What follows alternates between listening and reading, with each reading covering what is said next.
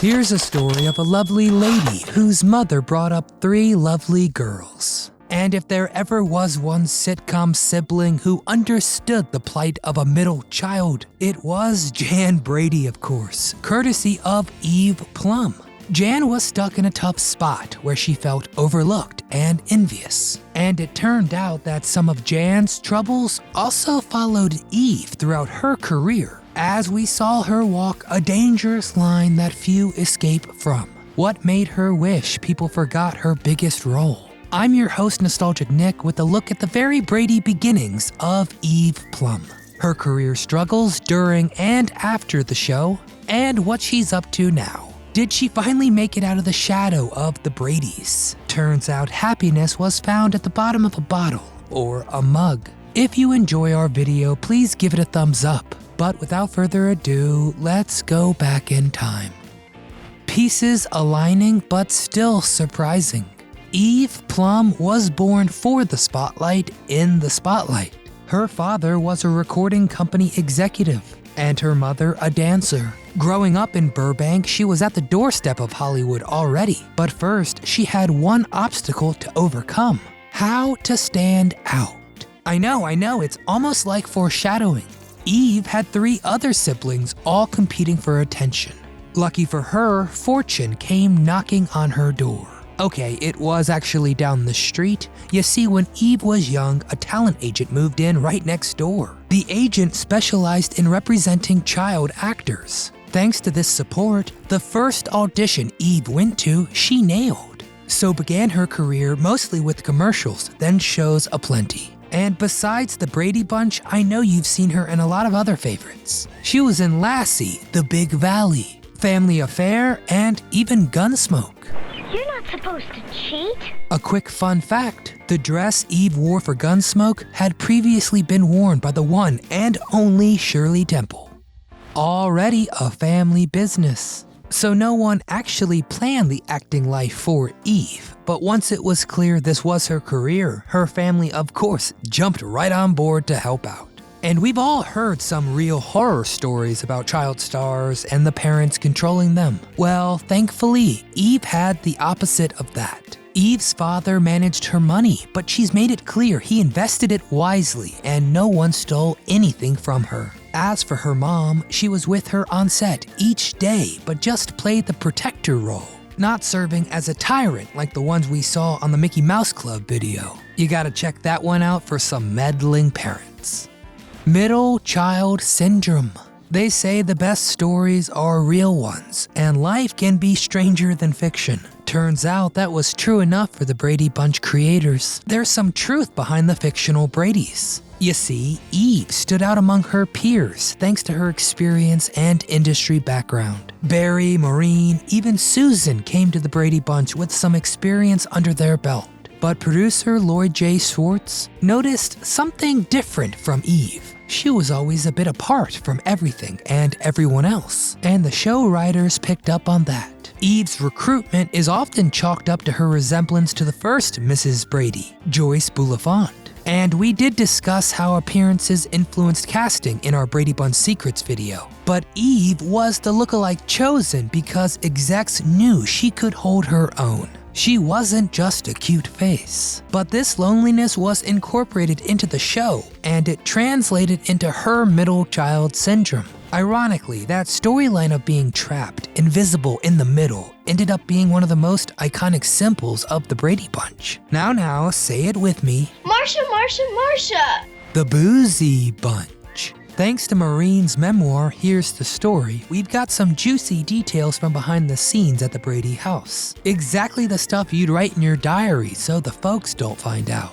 One common complaint among the actors was how their characters never got more mature. McCormick wanted to see Jan staying out way past curfew, and Marsha hiding a boyfriend in the bedroom, that kind of stuff. So, to quietly rebel, Eve and Maureen would film scenes without wearing bras, and the 2 sisters got into plenty of their own mischief. Eve and Maureen became close friends and hung outside of work too. They even went on a cruise together. While out on the open seas, they drank rum and cokes, had themselves some wine, and it got to the point that Maureen dubbed them the Boozy Bunch. But beyond this teenage rebellion, Plum did relatively well staying away from addictive substances, especially compared to McCormick, who would develop a cocaine addiction, and Mike fell into alcoholism. Love triangle is in the air. Living the life of a star is sure to fill your head with dreams of romance. Thankfully, no one was actually related to each other, so Christopher Knight was free to have a crush on Susan Olsen, and then Eve Plum once everyone started growing up.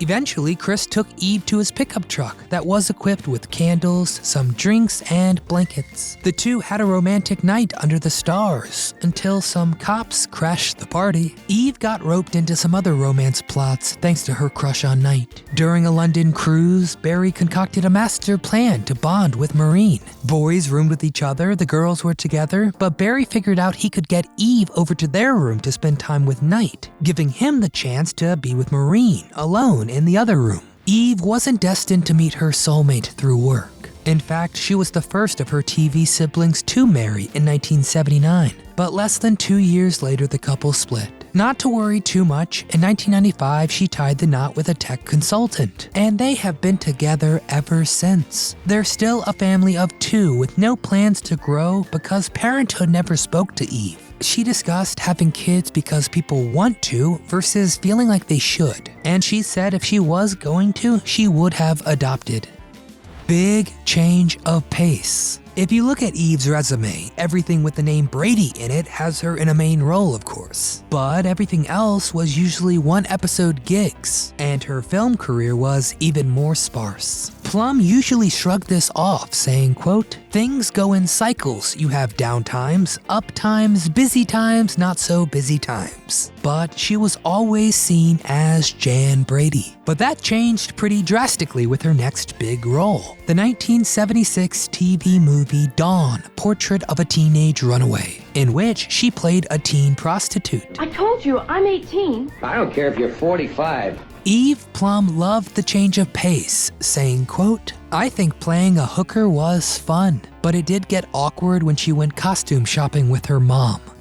Regrets, regrets, regrets. The Brady bunch rocketed Eve to new heights. But the thing is, she had already proven herself and had important work beforehand. So when she gave a knockout performance in Portrait, everyone was shocked and acted like this display of skill came out of nowhere. It got to the point she told reporters, quote, "Don't forget, I've been acting since I was 6 years old, and I've lived in Hollywood most of my life." Her complicated relationship with Jan became obvious to everyone, to the point that Christopher Knight would say Eve had the hardest time of all coming back to the role. That's why we don't see her in the Brady Bunch Variety Hour, which would have required a 5-year contract. Eve has spoken about the weird place she found herself in, saying, quote, "We all grow up, but not everyone wants us after we do." Further saying, "I'll always be Jan Brady to so many people. I can't escape it, but I can do other things." Eve likened returning to Jan as taking one for the team. Eve says she doesn't outright regret this career-defining role per se, but she has admitted, quote, "Sometimes I wish it would go away. Yes.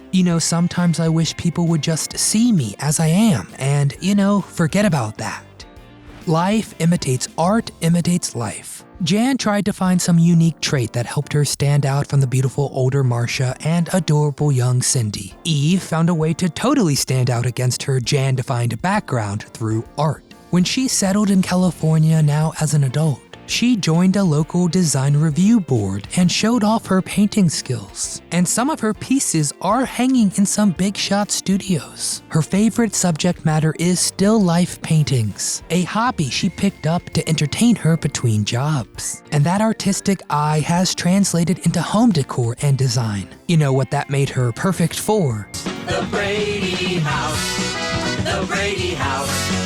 HGTV's A Very Brady Renovation. But this time she returned to the Brady Bunch happily. since it also involved such a big dream of hers. In fact, it was nearly therapeutic. During the renovation, the weirdest thing for her was walking around that set, this time with all the right walls and ceilings. Jan put her talents to use by recreating a bunch of artwork from the show to hang in the renovated abode, really making it all the more special. And if you want some Eve Plum merch of your own, she sells some paintings and a bunch of handmade mugs, her latest crafting project. But what you won't see her selling anytime soon, the storage units full of Brady Bunch themed goods. She's kept them all these years, all these complicated years.